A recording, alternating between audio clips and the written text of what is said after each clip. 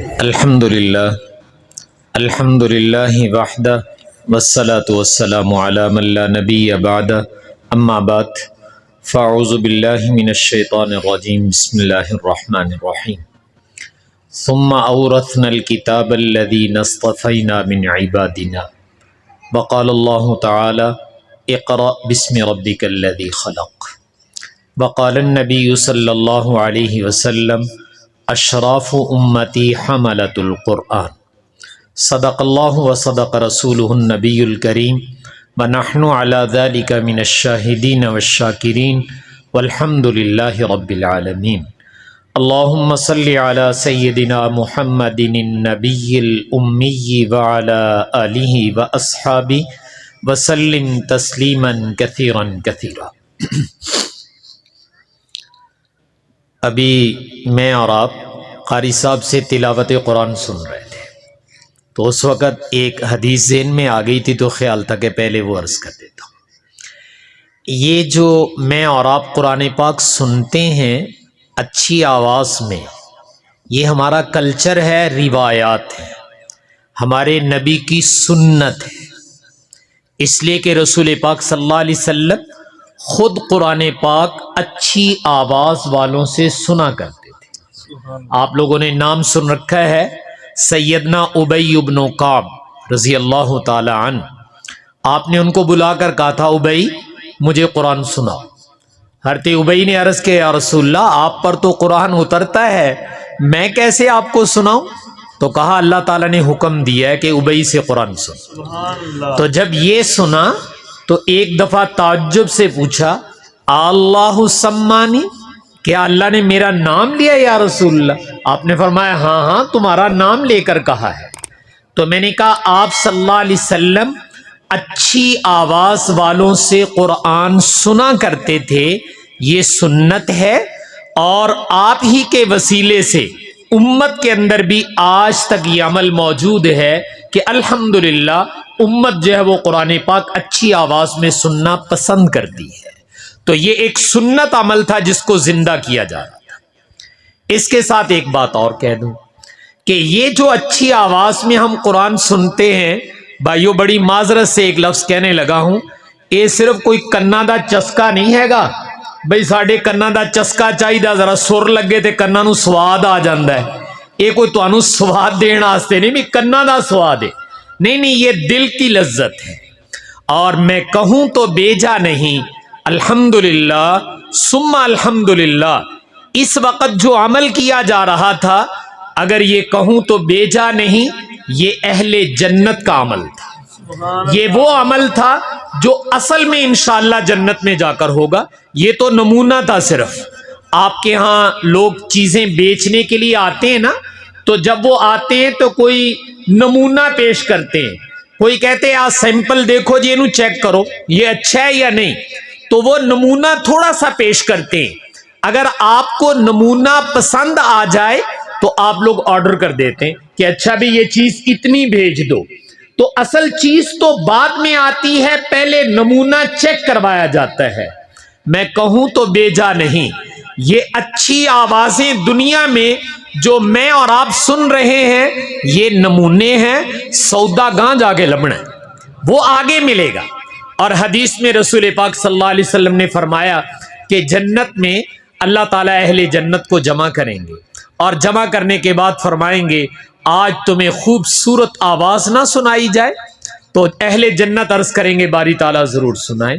تو اللہ تعالیٰ سیدنا داؤد علیہ السلام کو بلائیں گے، جن کو اللہ تعالیٰ نے آواز کا معجزہ عطا کیا تھا۔ انسان تو انسان، جانور اور پہاڑوں پر بھی ان کی آواز کا اثر ہو جاتا تھا، پہاڑ بھی جن کو آپ بے جان کہتے ہیں وہ بھی ان کی آواز سے متاثر ہوتے تھے دنیا میں۔ اور یاد رکھیے گا جب جنت میں پہنچیں گے تو اللہ نے جو انبیاء کو کمالات عطا فرمائے تھے ان کمالات میں بہت اضافہ ہو جائے گا۔ دنیا میں بھی یہ معجزہ تھا، لیکن جب سیدنا داؤد علیہ السلام جنت میں پہنچیں گے تو اس معجزانہ آواز میں بڑا اضافہ ہو جائے گا۔ تو سیدنا داؤد علیہ السلام کو حق تعالیٰ فرمائیں گے کہ داؤد میرا کلام پڑھ کے سناؤ۔ تو سیدنا داؤد علیہ السلام تلاوت کریں گے اور اللہ کا فضل اور رحمت متوجہ ہوئی تو ہم گناہگار اس کو ضرور سنیں گے انشاءاللہ۔ اس کی رحمت سے توقع رکھنی چاہیے۔ تو داؤد علیہ السلام جب اللہ کا کلام پڑھ کے فارغ ہو جائیں گے تو اللہ تعالیٰ پھر ایک سوال کریں، فرمائیں گے اس سے بھی اچھی آواز نہ سنو؟ تو اہل جنت کہیں گے باری تعالیٰ وہ کون سی ہو سکتی ہے؟ تو حق تعالیٰ فرمائیں گے اس سے بھی اچھی آواز ہے۔ تو اللہ تعالیٰ اپنے محبوب صلی اللہ علیہ وآلہ وسلم کو حکم ارشاد فرمائیں گے میرے پیارے آؤ اور آج وہ کلام پوری انسانیت کو پڑھ کے سنو۔ رسول پاک صلی اللہ علیہ وسلم تشریف لائیں گے، اللہ نے آپ پر یہ کلام نازل کیا ہے، میں اور آپ تو پڑھتے ہیں لیکن آپ پر تو بنفس نفیس نازل ہوا ہے۔ اللہ تعالیٰ نے آواز میں کیا درد اور سوز رکھا تھا وہ تو وہیں جا کر پتا چلے گا، لیکن دنیا والے بھی اس کو مانتے ہیں۔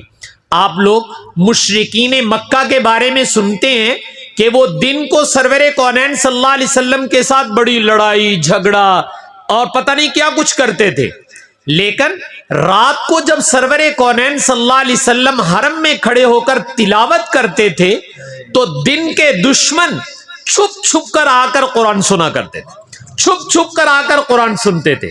حضرت عمر رضی اللہ تعالیٰ عنہ اپنا ایک واقعہ خود بیان کرتے، کہنے لگے میں ابھی مسلمان نہیں ہوا تھا، کہیں سفر پہ گیا ہوا تھا، رات کو واپسی ہوئی تو جب میں آیا تو میں نے سوچا کہ گھر کیا جانا ہے، سیدھے حرم میں چلتے ہیں، کسی کو پتا بھی نہیں چلے گا چونکہ میں تو سفر سے آ رہا ہوں، گھر سے نکلوں گا تو لوگوں کو پتا چل جائے گا، تو وہاں جا کر آرام سے حضور کا قرآن سنتے ہیں۔ دن کو لڑنے والے رات کو اپنے دل کے ہاتھوں مجبور ہیں کہ یار قرآن سننا چاہیے۔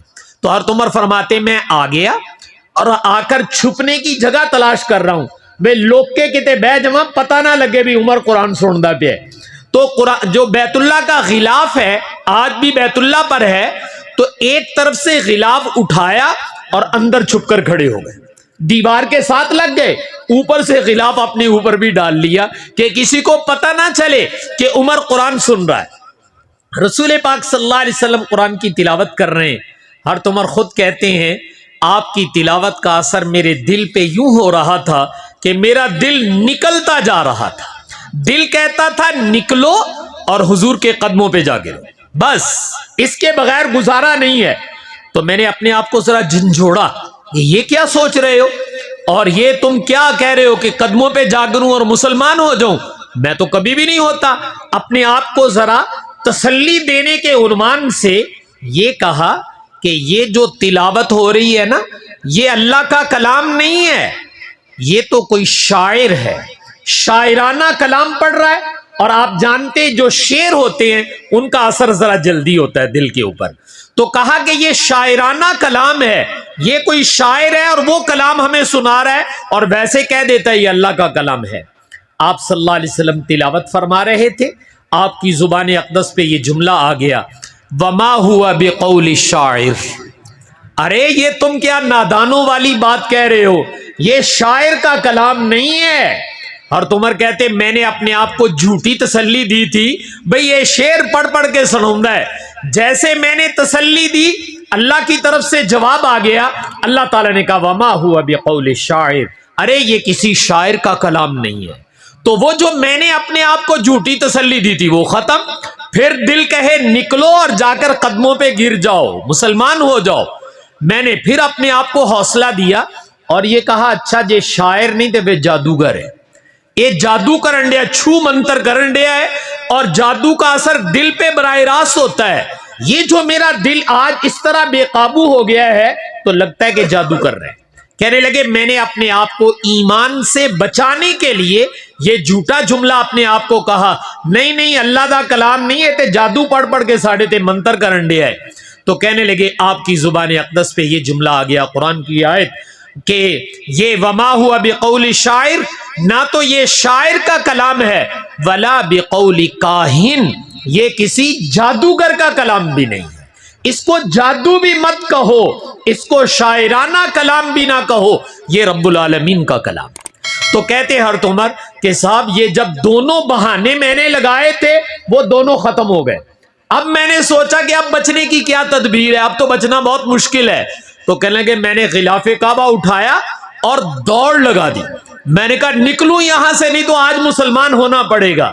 بھائیو عمر کتنا دوڑ سکتا تھا؟ میں عرض کیا کرتا ہوں اللہ تعالیٰ نے قرآنی آیات کے ذریعے سے ہدایت کا انجیکشن لگا دیا تھا، اور جب انجیکشن لگ جائے نا وہ جنوں آپا کہی تھا بھی ذرا انہوں ٹیکا لا دیو جی بے ہوش ہو جائے، تو جیسے جیسے ٹیکا اندر جاتا ہے آدمی کے ہوش اٹھ جاتے ہیں. تو یہ ہدایت کا ٹیکا تو میرے نبی نے لگا دیا تھا. اب یہ بھاگے کہ بچ جاؤں، لیکن کہاں بھاگ کے جا سکتے تھے؟ دوبارہ اپنی بہن کے گھر آئے ہیں، ادھر پھر یہی ٹیکا اللہ نے لگا دیا. طٰہٰ ما انزلنا علیک القرآن لتشقیٰ. یہ قرآن کی آیات سنی ہے اور سننے کے بعد کہے بس بھائی بس ہن لے چلو، اب جا کر اسلام لاتے ہیں. میں صرف یہ بتا رہا تھا کہ آپ صلی اللہ علیہ وسلم کی آواز وہ کیا تھا. وہ ماننے والے تو مانتے ہیں، نہ ماننے والے بھی مانتے ہیں. جو نبی نہیں مان رہے تھے وہ بھی مجبور تھے کہ صاحب قرآن سننے کے لیے رات کو ضرور جانا چاہیے. اللہ تعالیٰ مجھے اور آپ کو بھی یہ ذوق عطا فرمائے. ہم تو ماننے والے ہیں، ہمارا ذوق اس سے بلند ہونا چاہیے. تو میں نے کہا اللہ تعالیٰ کہیں گے اس سے بھی اچھی آواز آج سناتے ہیں، تو سرور کونین صلی اللہ علیہ وسلم کو کہا جائے گا کہ انسانیت کو میرا کلام پڑھ کے سنائیں. تو آپ صلی اللہ علیہ وسلم سنائیں گے.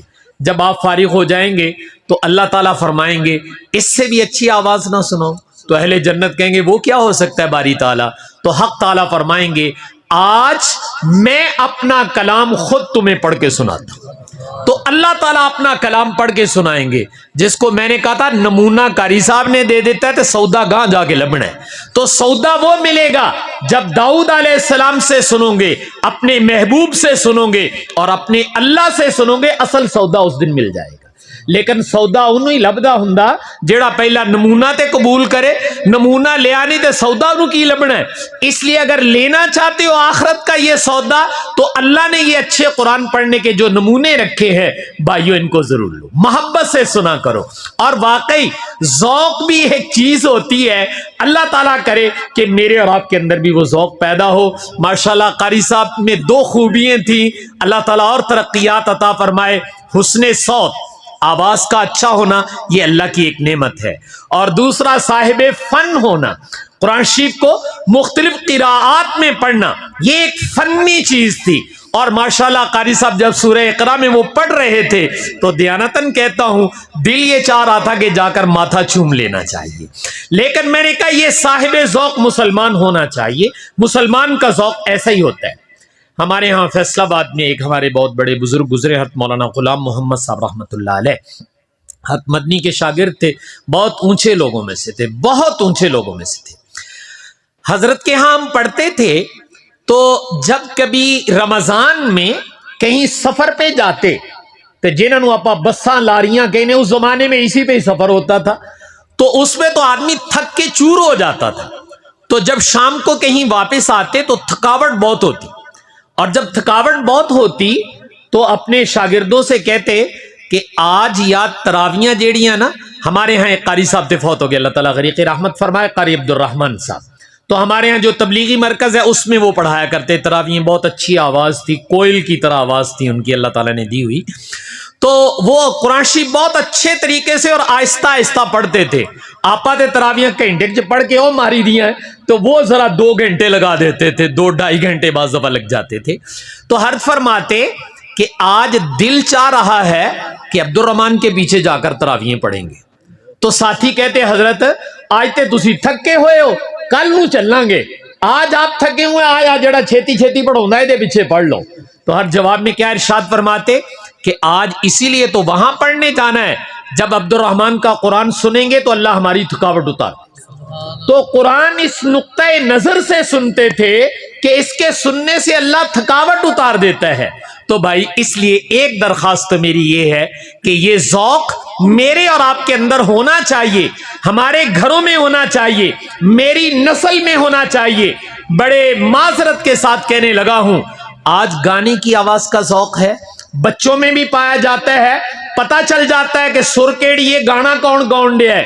تو بھائی میں تو آپ مسلمان ہیں، مجھے اور میرے بچوں کو یہ پتا ہونا چاہیے اچھی آواز کس کو کہتے ہیں، اچھی قرات کس کو کہتے ہیں۔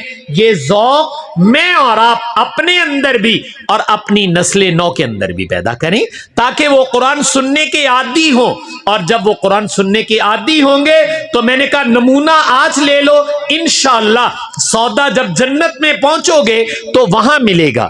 تو یہ قرآن اچھی آواز میں پڑھنا اور سننا، میں نے عرض کیا تھا یہ جنت کا عمل ہے، اہل جنت کا عمل ہے، جو الحمدللہ اس وقت میں نے اور آپ نے کیا۔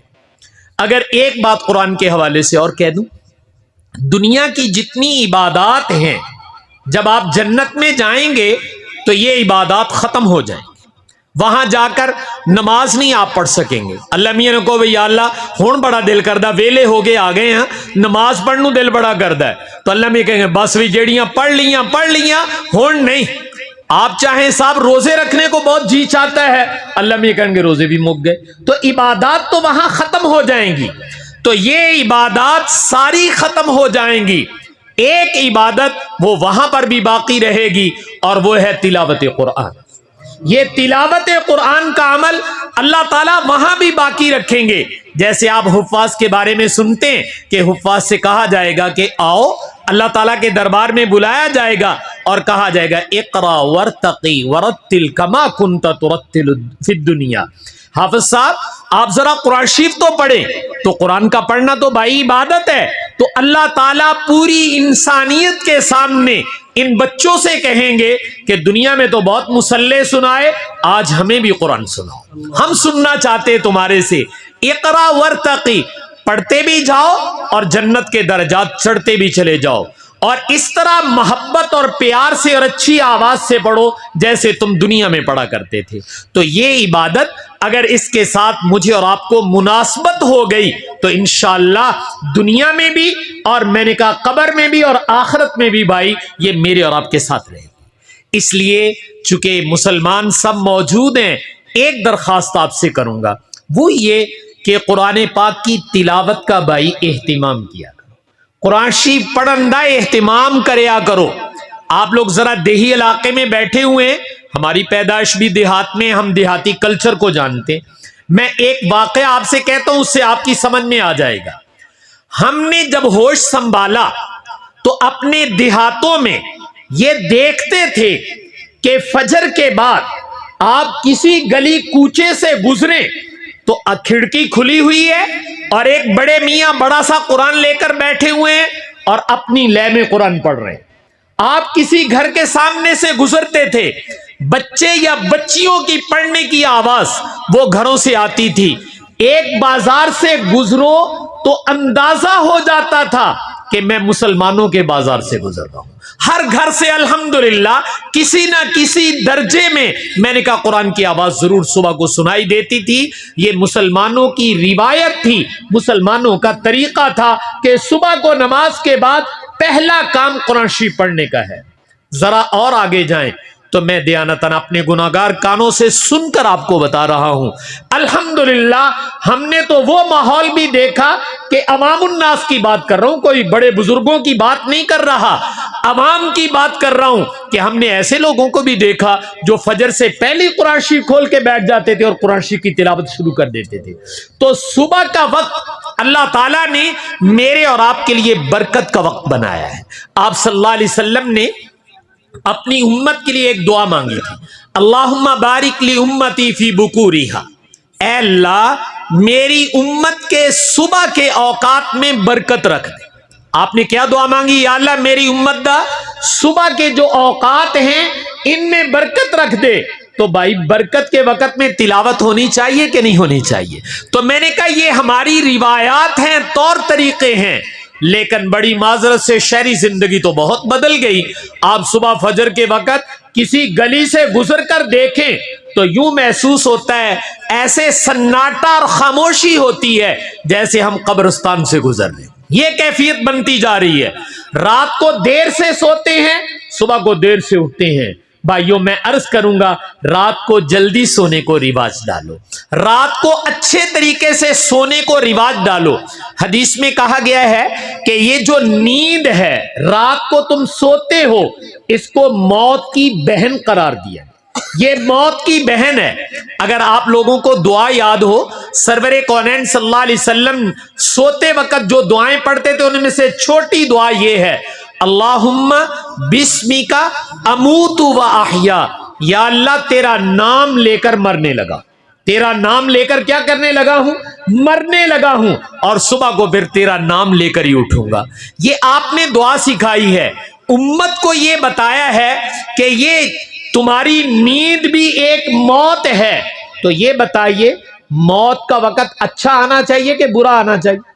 بھئی موت ویلے اللہ اللہ کرنی کہ کوئی ٹوپ ہے سننی ہے؟ کیا سننا چاہتے ہو موت کے وقت؟ موت کے وقت یہ چاہتے ہو کہ زبان پر لا الہ الا اللہ آ جائے؟ موت کے وقت کوئی کلمہ کلام ہماری زبان پر جاری ہو جائے؟ بھائیو اگر یہ چاہتے ہو تو میں دیانتاً آپ سے یہ عمل عرض کرنے لگا ہوں، ہر روز رات کو میں اور آپ مرتے ہیں، جس کو سرور کونین صلی اللہ علیہ وسلم نے فرمایا اللہم بسمک اموت، یا اللہ تیرا نام لے کر مرنے لگا ہوں۔ یہ چھوٹی موت ہے، یہ بڑی موت کی بہن ہے۔ اس کا مطلب یہ ہے کہ مسلمان ہر روز اس کی مشق کرتا ہے، ٹریننگ کرتا ہے کہ یا اللہ چھوٹی موت تو میرے اختیار میں ہے، منجی بسترا پیکج لمحے پہن لگا ہے، جب چھوٹی موت ہے میں اپنے اختیار سے تیرا ذکر کر رہا ہوں، تیرا نام لے رہا ہوں، تسبیحات فاطمہ پڑھ رہا ہوں، چاروں کل پڑھ رہا ہوں، آیت کریمہ پڑھ رہا ہوں، آیت الکرسی پڑھ رہا ہوں۔ یہ ہر روز مشق کرتا ہے، اس کا مطلب یہ ہے کہ یہ بڑی موت کی تیاری کر رہا ہے۔ بھئی یا اللہ جو میرے اختیار میں تھا میں نے آپ کا نام لے دیا، جس دن بڑی موت آئے گی انشاءاللہ اللہ اس کی زبان پر اپنا نام ضرور جاری کر دے گا۔ اس لیے راتوں کو اللہ کے لیے غلط اور فحش چیزیں دیکھتے دیکھتے نہ سویا کرو۔ جو راتوں کو فحش بے حیائی کے مناظر دیکھتے اور سنتے ہوئے سوتے ہیں، بھائیو بڑی معذرت وہ اپنے خاتمے کو خراب کر رہے ہیں، وہ اپنی موت کے وقت کو خراب کرتے ہیں۔ مسلمان ایسے نہیں ہوتا ہے، مسلمان تو کہتا ہے یا اللہ موت ویلے توبہ دی توفیق دی۔ تو اس لیے رات کو جلدی سو جاؤ، اپنے بچوں کو بتاؤ کہ ہمارے نبی پاک صلی اللہ علیہ وسلم نے اپنی بیٹی سیدہ فاطمہ خاتون جنت ان کو کہا تھا بیٹی 33 دفعہ سبحان اللہ، 33 دفعہ الحمدللہ، 34 دفعہ اللہ اکبر پڑھا کرو، اللہ تمہاری تھکاوٹ اتار دے، تمہارا تاب ختم ہو جائے گا۔ تو میں نے کہا تسبیحات چاروں قل پڑھیں، باوضو ہو کر سوئیں تاکہ موت باوضو ہونے کی حالت میں آئے۔ حدیث میں آتا ہے کہ جو شخص رات کو سونے سے پہلے وضو کر لے اور پھر سو جائے، اپنا ذکر اذکار کیا اور سو گیا، رات کو جس وقت کوئی آنکھ کھل جائے، آنکھ کھلتے ہی دنیا اور آخرت کی جس بلائی کا سوال اللہ سے کرے گا اللہ تعالیٰ اس کی دعا کو ضرور قبول فرمائے۔ جو رات کو سوتے وقت وضو کر لے، پھر جب آنکھ کھلے لیٹے لیٹے اب دوبارہ وضو کی ضرورت نہیں، اپنے لیے اللہ سے جو مانگنا چاہتے وہ مانگ لو۔ تمہارے رات کے وضو کی قدر یہ ہے کہ اللہ تمہاری دعا کو رائے گا نہیں کرے گا، ضرور قبول فرمائے گا۔ تو اس لیے راتوں کو سونا جلدی کرو اور صبح برکت کے وقت میں اٹھو اور خود بھی تلاوت کرو، اپنے گھروں میں بھی تلاوت کا اہتمام مائیں بہنیں گھروں میں کر لیں، مرد مساجد میں کر لیں، نہیں تو اپنے گھر آ کر کریں۔ بھائی یہ میری اور آپ کی نسل نو جب مجھے دیکھے گی کہ باپ صبح کو قرآن لے کر بیٹھتا ہے، ماں صبح کو قرآن لے کر بیٹھتی ہے، تو بچیاں اور بچے جب روز اپنی آنکھوں سے یہ منظر دیکھیں گے کہ ہمارے بڑے یہ کرتے تھے، انشاءاللہ آج نہیں تو کل یہ بھی کرنا شروع کر دیں گے۔ اور اگر بھائی انہوں نے مجھے اور آپ کو دیکھ لیا کہ ہم کیسے والدین ہیں جو صبح کو نماز کے لیے نہیں اٹھتے، ہم کیسے والدین ہیں جو 9 بجے تک اپنے بستر سے نہیں نکلتے، تو یہ سمجھ جائیں گے کہ جدو مائی بابا بن جیدہ وہ موج نہ سوئیندہ ہندہ پھر لک سدھا کریدہ ہے۔ اس لیے اے پڑھ پڑھاؤں دا کام تے نیانیاں دے ویلے چا، جب ہم بڑے ہو جائیں گے وہ ساڈے بھی مزے ہو جائیں گے، پھر یہ سیکھیں گے میرے اور آپ سے تو اللہ کے لیے اپنی اولاد کے لیے مثالی والدین بنو. ایسے والدین نہ بنو کہ ہمارے سے وہ یہ سیکھ جائیں کہ صبح کو اللہ اللہ کرنے کی ضرورت نہیں, صبح کا وقت تو آرام کے لیے ہوتا ہے. اس لیے میں نے عرض کیا کہ یہ ہمارا کلچر تھا کہ ہم صبح کے وقت میں تلاوت کرتے تھے. رسول پاک صلی اللہ علیہ وسلم, صحابہ کرام کا معمول یہی تھا. آپ لوگ قرآن شریف میں ایک منزل کا لفظ دیکھتے ہیں, 7 منزلیں بنی ہوئی ہیں. یہ جو 7 منزلیں ہیں یہ صحابہ کرام کی ایک عادت کا تذکرہ ہے. اکثر و بیشتر صحابہ کرام ایک ہفتے میں قرآن پاک مکمل کیا کرتے تھے. یہ 7 منزلیں اسی کی علامت ہے. تو اس لیے میں آپ سے عرض یہ کر رہا ہوں کہ بھائی تلاوت کا اہتمام کرو. اس کی ایک برکت بتا دیتا ہوں. اگر میں اور آپ قرآن شریف کے ساتھ اپنا دل لگا لیں, اللہ تعالیٰ کرے کہ میرا اور آپ کا دل قرآن کے ساتھ وابستہ ہو جائے. آپ شہر اقبال میں ہیں, اس حوالے سے کہنے لگا ہوں, اور کچھ نہیں تو اقبال کی سوانح پڑھ کر دیکھو کہ اللہ تعالیٰ نے اس کو قرآن پاک کا کتنا بڑا عاشق بنایا تھا.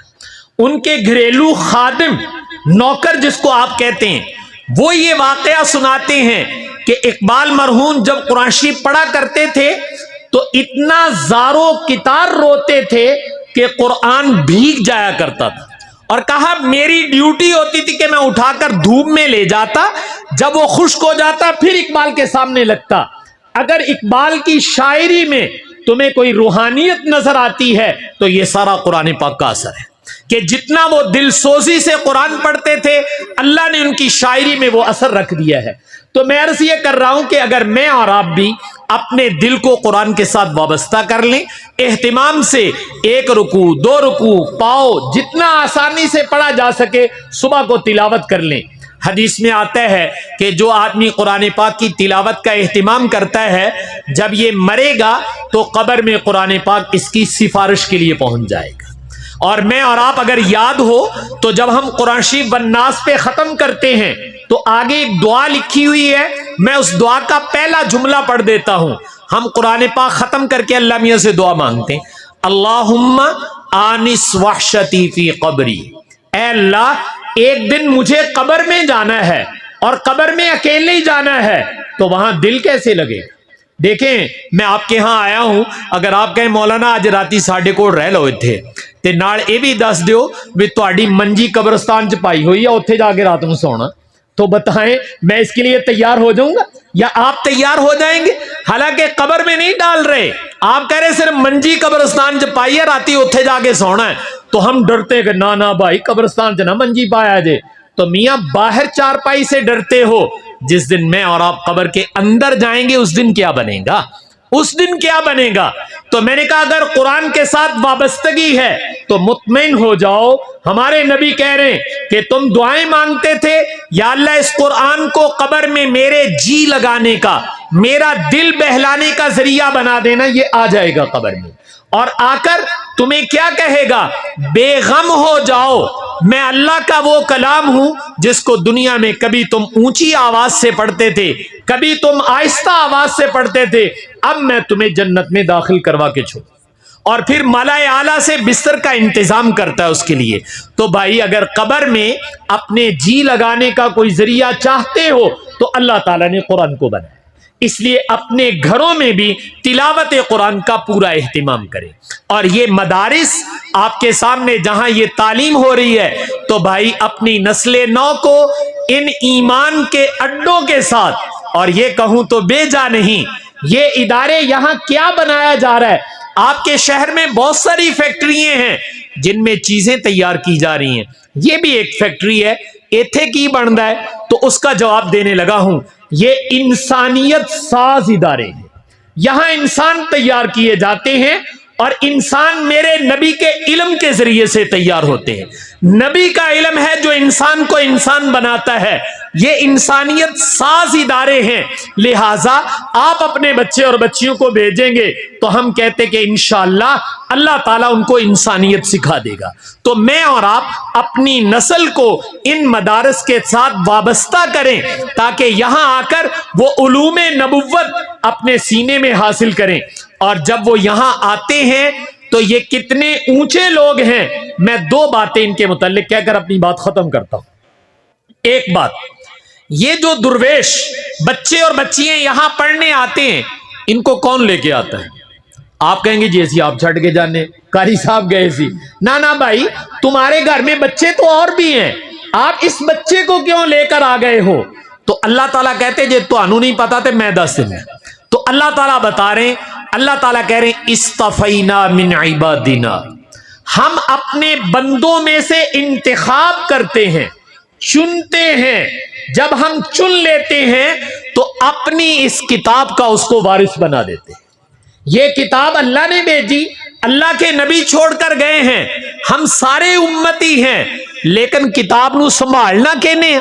تو یقیناً جو آپ کے قاری صاحب ہیں، آپ کے ائمہ ہیں، حفاظ ہیں، یہ کتاب کو اپنے سینے میں سنبھالے ہوئے ہیں. تو یہاں آنے والے یہ خود نہیں آئے، ان کے آنے کا انتخاب اللہ نے کیا ہے. یہ اللہ کے چنے ہوئے لوگ ہیں. اس لیے بھائیو، جہاں اللہ کے چنے ہوئے لوگ نظر آ جائیں ان کو محبت سے سلام کرنا چاہیے. یہ اللہ کے چنے ہوئے لوگ ہیں. دوسری خوبی ان میں جو ہے وہ بھی بتا دیتا ہوں. دوسری خوبی یہ ہے کہ حدیث میں رسول پاک صلی اللہ علیہ وسلم نے ارشاد فرمایا، نحن معاشر الانبیاء لم یورثوا دینارا ولا درہما بل ورثوا العلم، کہ ہم جو انبیاء کی جماعت ہیں، ہم مال و دولت نہیں چھوڑ کے جاتے، ہماری وراثت، ہماری جائیداد وہ ہمارا علم ہوتا ہے. جب یہ وراثت ہمارے نبی کی ہے تو ایک اصول پہلے سن لے. اصول یہ ہے کہ اگر میں مروں تو میری جائیداد، میرا خاندان تو بہت بڑا ہے، ددیال ہے، ننیال ہے، کزن ہے، آگے ان کے رشتہ دار ہیں. تو جب کوئی آدمی مرتا ہے تو اس کی جائیداد پورے خاندان میں تقسیم ہوتی ہے یا قریبیوں کو ملا کرتی ہے؟ تو وراثت ہمیشہ قریبیوں کو ملا کرتی. اگر میری اولاد ہے، میرے بیوی بچے ہیں، میرے والدین ہیں، تو وراثت ان کو ملے گی، میرے بھائیوں کو نہیں ملے گی، میرے بھتیجوں کو نہیں ملے گی. اگرچہ وہ میرا خاندان ہے لیکن جتنے قریب میری اولاد ہے اتنے قریب میرے بھتیجے نہیں ہیں. تو اصول شریعت کا یہ ہے کہ وراثت قریبیوں کو ملا کرتی ہے. دور والے رشتہ دار ضرور ہوتے لیکن وراثت نہیں ملتی، وراثت قریبیوں کو ملتی ہے. میرے نبی کا علم میرے نبی کی وراثت ہے، میرے نبی کا علم میرے نبی کی کیا ہے؟ وراثت ہے. اور آپ نے فرمایا العلماء ورثۃ الانبیاء، یہ میرا علم لینے والے جن کو تم اہل علم کہتے ہو، علماء کے نام سے یاد کرتے ہو، آپ نے فرمایا یہ میرے وارث، یہ میرے کیا ہیں؟ وارث ہیں. ان بچوں نے اگر قرآن کی یا بیٹیوں نے قرآن کی اور حدیث کی تعلیم لی ہے تو اپنے نبی کے یہ کیا بن گئے ہیں؟ وارث بن گئے ہیں. اور ضابطہ یہ ہے کہ وارث قریبی کو بنایا جاتا ہے، دور والے کو نہیں بنایا جاتا. اللہ نے ان بچوں اور بچیوں کو اپنے نبی کا روحانی قرب عطا فرمایا. اگر روحانی قرب نہ ہوتا تو کبھی ان کو وارث نہ بنایا جاتا، چونکہ اصول یہ ہے کہ وارث اس کو بنایا جائے گا جو قریبی ہوگا. تو نسبی قرب تو نہیں ہے لیکن روحانی قرب اللہ نے ان کو عطا فرمایا ہے. تو یہ جو یہاں کام کیا جا رہا ہے، تو میں نے کہا اللہ کے چنے ہوئے لوگ بھی ہیں اور یہ میرے نبی کے روحانی طور پر قریب بھی پہنچ چکے ہیں. تو کیا خیال ہے بھائی، ہماری اولاد بھی اپنے نبی کے قریب ہونی چاہیے کہ نہیں ہونی چاہیے؟ اس کے لیے آپ سے درخواست ہے کہ آپ اپنے بچوں کو بھی، بچیوں کو بھی ان مدارس میں بھیجیں اور خود بھی اہل مدارس کے ساتھ محبت کا اظہار ضرور کیا کرو. جب آؤ آدھی زبان سے کہہ دیا کرو مولانا آپ کا کام دیکھ کر دل بہت خوش ہوتا ہے، اللہ آپ کے کام میں ترقی دے. جس کو آپ حوصلہ افزائی کے جملے کہتے ہیں، آپ 2 جملے اپنے امام صاحب، قاری صاحب، مؤذن صاحب کو کہہ دیں، آپ دیکھیں انشاءاللہ پہلے سے کام میں اور ترقی ہو جائے گی. اس لیے حوصلہ افزائی بھی کرو اور خود بھی اور اپنی نسل کو بھی بھائی ان مدارس کے ساتھ وابستہ رکھو. اللہ تعالیٰ سے دعا ہے کہ اللہ تعالیٰ مجھے آپ کو عمل کرنے کی توفیق عطا فرمائے. وآخر دعوانا ان الحمد للہ رب العالمین. اب انشاءاللہ